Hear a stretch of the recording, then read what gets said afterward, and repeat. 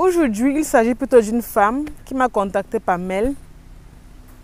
Elle, son souci, c'est de perdre le poids. Elle n'arrive pas à perdre le poids depuis des années. En tout cas, vous connaissez comment les femmes peuvent même faire 30 régimes en un mois. Tu commences un régime, tu arrêtes. Donc, vous connaissez, vous-même, vous connaissez. Comment une femme peut même faire, je ne sais même pas si c'est valable aussi pour les hommes, mais c'est beaucoup plus, ça concerne beaucoup plus les femmes. Comment les femmes peuvent faire tellement de régimes en un mois. Elle m'a donc contacté par mail. Et elle m'a fait comprendre que son problème, c'est que, en fait, elle veut bien commencer à faire sport, mais elle n'arrive pas à faire sport. Pas que elle a un problème de santé, non. Elle n'a pas de problème de santé, elle n'a aucun problème de santé. Mais le problème, c'est qu'elle se dit qu'elle a besoin de motivation. Et elle se dit, par exemple, que cette motivation-là, elle va le trouver chez moi. Que c'est moi qui va l'aider en la motivant. Déjà, je lui ai fait comprendre que, bon, avant même de continuer, elle a commencé à dire que, bon, qu'elle a appris que je fais le suivi d'une semaine et tout, et que c'est gratuit, et que c'est monté, et que c'est descendu, et qu'elle voulait d'abord se rassurer qu'elle ne va rien payer avant de s'engager. Vous connaissez souvent comment les gens sont sceptiques, non? Les gens sont tellement sceptiques et tout, et tout, et tout. Donc, c'est ça qu'elle ne faisait que me disait. Après, elle dit, est-ce que j'ai dit un jour que tu devais payer quelque chose? Je ne t'ai jamais dit un jour que tu devais payer quelque chose. Je ne t'ai jamais dit un jour que tu devais payer quelque chose. Donc, mets tes peurs de côté. Le problème, le plus important, c'est de travailler sur ta perte de poids. Continue de raconter. Qu'est-ce qui s'est passé avec ta perte de poids? Elle a commencé à me raconter comment est-ce qu'elle a commencé le sport, elle a arrêté, elle a commencé les régimes, elle a arrêté. En fait, tout ça, ça concerne la perte de poids. Elle veut perdre le poids. Parfois, elle mange bien, parfois, elle mange mal, parfois, elle fait le sport, parfois, elle n'a pas la motivation. Donc, tout ça là, c'est mélangé en un. Et c'est comme ça qu'elle ne fait que parler. Je l'écoutais, bien sûr. L'écoute active est très importante, je vous jure. L'écoute active, c'est très, très important. Et du coup, elle parlait. J'ai dit que, ok, j'ai compris ta problématique et tout. Maintenant, lorsqu'elle a fini de parler, je lui ai posé la question, bien évidemment, que bon, est-ce que tu penses que ta motivation là, c'est moi qui peux te la donner? Elle dit oui. J'ai dit que bon, qu'est-ce qui te prouve que c'est moi qui peux te la donner? Elle dit que c'est comme j'ai appris, j'ai eu vent que tu as travaillé avec certaines personnes et ça a fonctionné et tout. Donc du coup, j'ai dit que je teste aussi ma chance pour voir si ça peut aussi fonctionner. Parce que je me dis, on a toujours besoin de motivation pour pouvoir avancer dans la vie. C'est difficile si on n'a pas la motivation. Parce que si on n'a pas la motivation, on va commencer à travailler, mais on va commencer à faire sport. Ensuite, on va paresser et tout. Et lorsque par exemple tu travailles avec une personne extérieure, ça va beaucoup plus vite, c'est beaucoup plus facile et tout. C'est ce qu'elle me dit. Hein. Je lui ai fait comprendre que la motivation que tu cherches, ce n'est pas moi qui vais te la donner, mais la motivation que tu cherches se trouve déjà en toi. Elle était étonnée. Elle dit que comment la motivation que moi je cherche se trouve en moi? Bon, si je savais que la motivation que je cherche se trouve en moi, alors je ne serais pas forcément venue. Tu vois, j'ai dit que non, je comprends bien ta préoccupation, mais ce que je veux te faire comprendre, c'est que la motivation que tu cherches, ça ne se trouve pas en moi. Ça se trouve déjà en toi.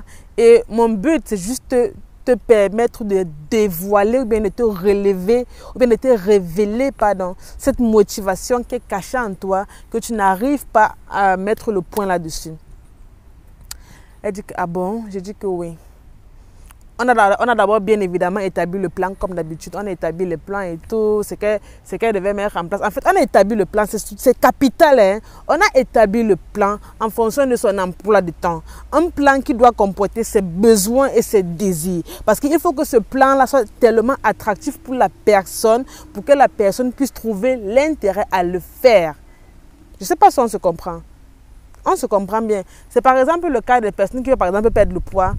Tu veux perdre le poids, mais en fait, tu manges des aliments que tu n'aimes pas, des aliments que tu détestes. Donc, il y a de fortes chances que ta perte de poids n'aboutisse jamais. Je ne sais pas si on se comprend. Tu peux perdre le poids en mangeant toujours et toujours tes nourritures préférées. C'est possible.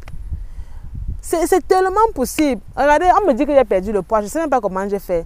Je ne me privais pas de manger les trucs que j'ai mangés. Non.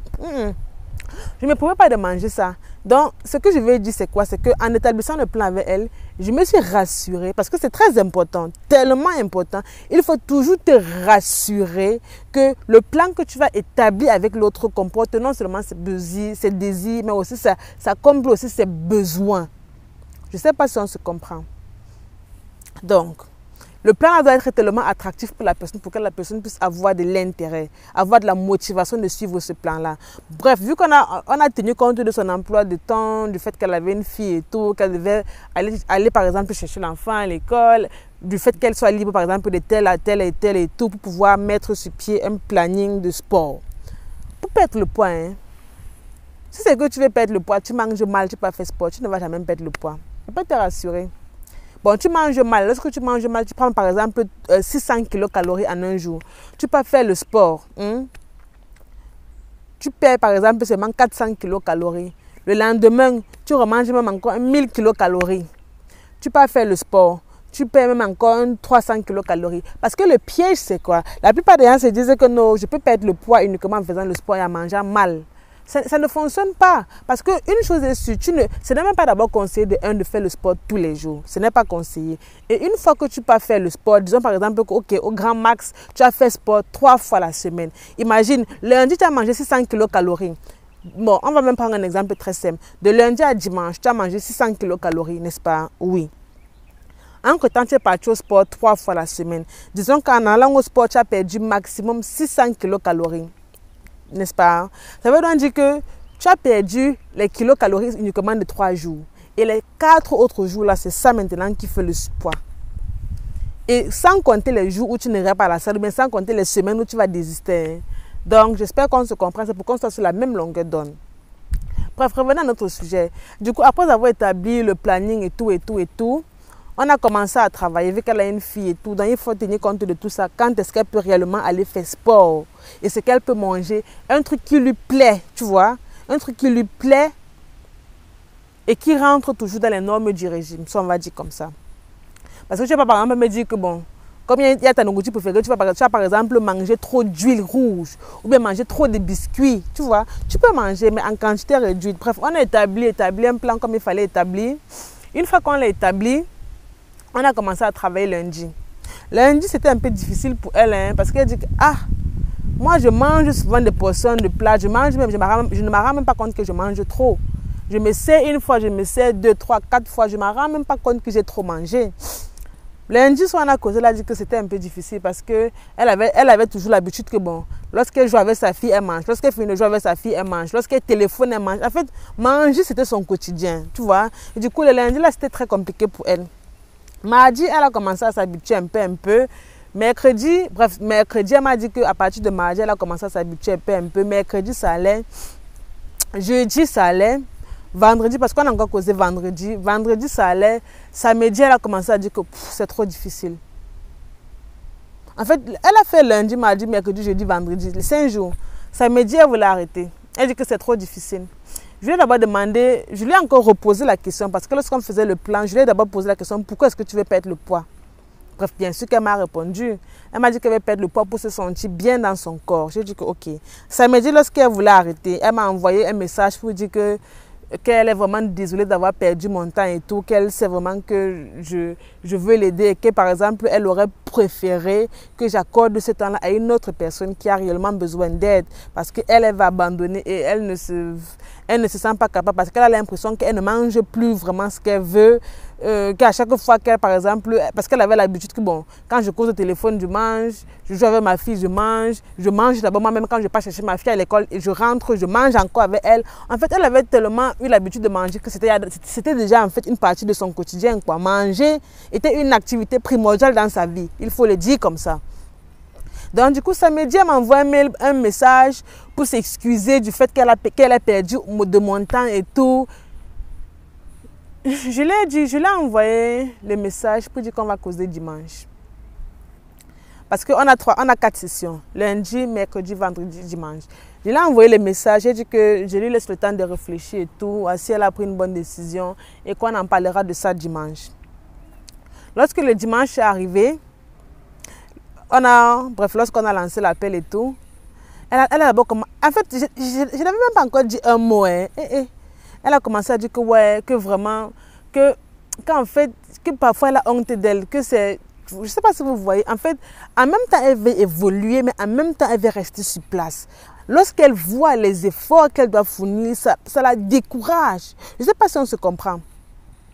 Donc du coup, dimanche qu'on a commencé à téléphoner, elle a commencé à dire que ouais, en fait, j'ai vraiment honte de moi. Je sais pas, j'ai vraiment honte de moi parce que c'est bizarre parce que en même temps, je veux devenir une bonne personne. Je veux maintenant lorsque je me regarde dans le miroir, je suis fière de moi. Mais après, lorsque je vois que je vais me priver d'arrêter de manger comme je voulais, sincèrement, ça me gêne. J'ai l'impression que je ne fais pas vraiment ce que je veux. Lorsqu'elle a fini de parler, je lui ai demandé que bon, est-ce que le fait que tu manges comme tu veux, que tu manges en désordre, que tu manges n'importe comment, t'aide à être réellement la personne que tu veux être? Elle a dit non. Ok, j'ai dit bien. J'ai dit que est-ce que le fait que tu manges excessivement te permet de bien dormir la nuit? Elle a dit non. J'ai dit que ok. Est-ce que tu aimerais que ta fille se nourrisse exactement comme toi tu te nourris? Elle a dit non. J'ai dit que ok. J'ai dit que bon, s'il arrivait que ta fille se nourrit exactement comme toi tu te nourris, qu'est-ce que tu devrais faire pour l'aider? Elle a commencé à dire que non, je vais faire un suivi avec elle, je vais la conseiller tout le temps, je vais préparer pour elle, je veux me rassurer que non, elle écoute vraiment les conseils que j'ai dit. Je vais tellement lui parler des effets négatifs du fait qu'elle ne mange pas bien, que ça va forcément la pousser à arrêter de mal manger et prendre soin de sa santé. J'ai dit que ok. Après, je lui ai posé la question, tu veux vivre jusqu'à combien d'années? Parce qu'elle avait 30 ans. Je lui ai demandé que bon, tu veux vivre jusqu'à combien d'années? Tu veux mourir à quel âge? Elle a dit que même si elle atteint un siècle, même 90 ans comme ça, c'est bon par là. J'ai dit que bon, un siècle, elle a dit que non. Un siècle peut-être oui, mais disons même 90 ans comme ça. J'ai dit que ok, 90 ans. Bon, est-ce que tu penses que si c'est que tu continues à manger comme ça, tu vas atteindre même 60 ans?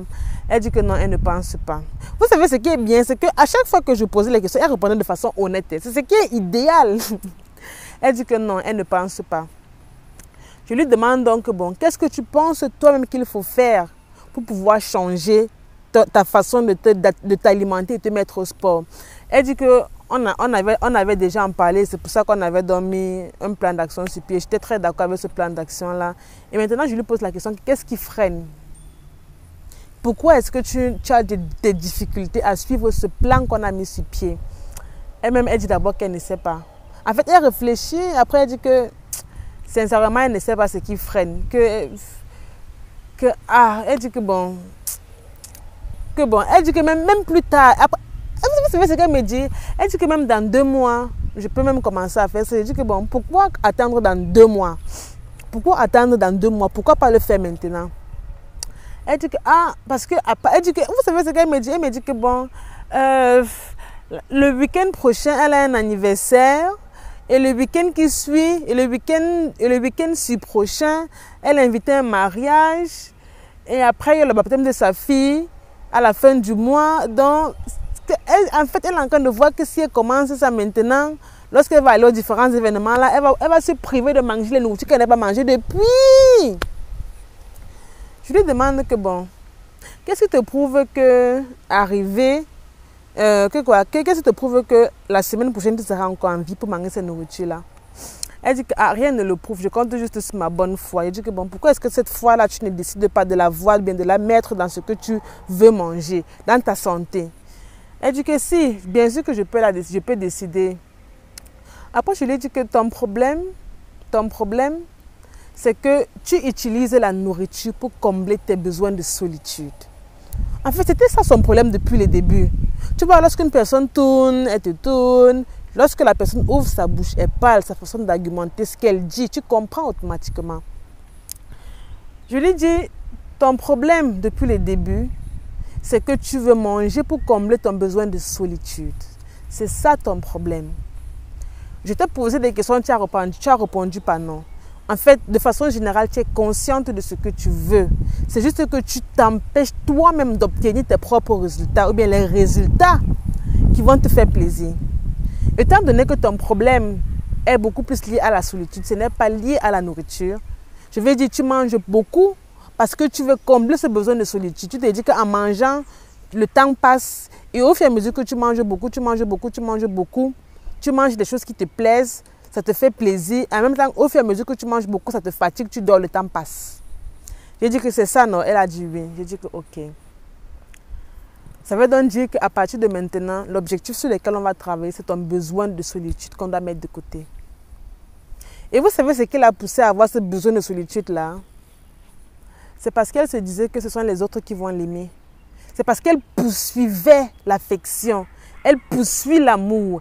En fait, je ne sais pas si vous voyez le style que je vais dire. Quand tu poursuis quelque chose, la chose là s'éloigne de toi. C'est pour ça qu'elle ressentait ce besoin de solitude. Parce que dans sa vie en général, elle passait le temps à poursuivre l'amour. Au fur et à mesure que tu poursuis quelque chose, tu es en train d'éloigner ça de toi. Et elle ne faisait que poursuivre ça. Et au fil du temps, vu qu'elle ne faisait que poursuivre ça, ça s'éloignait d'elle et elle, ça la frustrait. Donc j'ai dit qu'à partir d'aujourd'hui, si on travaille sur comment t'aimer toi-même, on aura carrément résolu ton problème. On aura résolu ton problème. Vous voyez ça, en fait, ce genre de situation arrive généralement lorsque des personnes, en fait, elles sont incapables de, on va dire ça comment, elles sont incapables de vraiment croire que, ok, c'est à cause de la solitude que je mange mal. En fait, elles se disent juste que non, je mange mal peut-être parce que je vois trop la nourriture, mais non. Vous voyez par exemple, lorsque quelqu'un connaît la cause de son problème, mais rejette la cause du problème. Je ne sais pas si on se comprend. C'est pour ça qu'elle mangeait beaucoup. Ce n'était pas trop un problème de sport, un problème d'alimentation, non. La cause du fait qu'elle mangeait beaucoup, la cause du fait qu'elle n'arrivait pas à aller faire sport, c'est parce qu'elle ne s'aimait pas. Elle n'aimait pas qui elle voyait dans le miroir. Une fois que tu n'aimes pas qui tu vois dans le miroir, tu te regardes dans le miroir, tu te détestes. Bon. Quel courage est-ce que tu vas avoir pour aller faire sport devant les gens? Tu vas penser chaque fois que quand je vais aller faire sport, ils vont me juger. Ils vont dire que je suis grosse. Ils vont dire ceci. Ils vont penser ça. Pourquoi tu supposes tes choses? Est-ce que c'est ce qu'ils t'ont dit? Et même si tu le disais, mais on s'en fout. Ce n'est pas ça qui compte le plus. De grâce. De grâce, de grâce. Donc c'est comme ça que ça s'est terminé. C'est comme ça qu'on a terminé dimanche. Et lorsqu'on a terminé, j'ai dit qu'il faut qu'elle se promette de prendre soin d'elle. Il faut qu'elle pense aux personnes qu'elle aime le plus, à sa fille surtout. Elle n'aimerait pas du tout, en aucun cas, que sa fille se comporte comme elle. Et je lui ai fait comprendre que aussi longtemps que tu ne changes pas ce comportement-là, automatiquement, ta fille va capter ça de toi. Donc si plus tard ta fille est comme toi, ne sois pas étonné. Le simple fait que je lui ai dit, fais-le en sachant que tu le fais pour ta fille, cela brise en deux. Elle s'est en fait effondrée. Quand je dis effondrée, ce n'est pas qu'elle est tombée et tout en larmes. Elle s'est carrément effondrée en larmes. Fais-le pour ta fille. Parce que je lui ai dit, imagine si une seule seconde, ta fille demain se comporte comme ça, parce qu'elle ressent peut-être la solitude. Imagine. Imagine. Imagine seulement les enfants. Les enfants ressentent très vite la solitude. Hein. Surtout par exemple lorsqu'on les éloigne de leur téléphone, ou bien lorsqu'on les punisse. Ou bien lorsque par exemple ils sont dans leur coin seuls, ou bien, bon, beaucoup plus lorsqu'on les éloigne de leur téléphone. Et lorsque, par exemple, leurs amis ne sont pas à côté d'eux, ils ressentent automatiquement la solitude. Automatiquement. Je lui ai dit donc, bon, imagine, tu ne pourras jamais réprimander ton enfant parce qu'à chaque fois que tu vas réprimander ton enfant, tu vas en quelque sorte l'isoler. Peut-être pour la punir, tu vas dire que non, ton téléphone, je le prends pour toute une journée. Imagine la solitude qu'elle va ressentir. Et imagine si durant cette journée-là, elle se nourrissait un seul instant, une seule seconde comme toi. Elle a commencé à dire que non, elle ne souhaite jamais ça pour sa fille. Donc, que bon, les enfants captent ce qu'ils voient de leurs parents. Alors, si c'est que tu veux que ta fille ait une belle éducation, sois fière de toi, et toi en retour pour être fier de ta fille, tu dois d'abord commencer à travailler sur toi-même. Je vous jure, ça pèse tellement parce que les gens, généralement, n'arrivent pas à voir réellement le problème sur lequel ils doivent travailler. Ils n'arrivent pas généralement à le voir. Ils voient, pour eux, le problème, c'est ailleurs. Pour eux, le problème, c'est ailleurs. Sans connaître que le problème, c'est ce qu'ils ignorent. Tu vois, lorsque tu es choqué de savoir que, donc je mange trop parce que je souffre de la solitude. La solitude n'est pas un défaut, que je vous le dise alors. Du coup, prenez soin de vous. Et soyez toujours heureux. J'espère que cela étayer certains points sombres de votre vie ou bien les questions que vous vous posiez constamment dans votre vie. Je l'espère vraiment parce qu'à cause je suis tellement convaincue que cette vidéo va aider beaucoup plus d'un. Même si elle ne vous aide pas vous, ça aidera une autre personne. Et si vous avez des personnes dans votre entourage qui ont besoin de regarder cette vidéo aussi pour pouvoir changer des choses dans leur vie, alors n'hésitez pas. N'hésitez pas du tout à les envoyer cette vidéo aussi. N'hésitez pas. Ça leur fera un bien fou. Ils seront très heureux. Très contents. Très émus. Sur ce, prenez soin de vous. Et soyez toujours heureux. C'est le principal. Il faut être heureux dans la vie. C'est que tu n'es pas heureux qui va te rendre heureux. Personne. C'est ce que je fais généralement comprendre aux gens. Sois d'abord heureux. Ensuite, les autres te rendront heureux. En fait, la venue des autres dans ta vie ne doit pas être un waouh. Mais un ok, c'est bien. On se comprend, non? Ok. Prenez soin de vous et soyez heureux.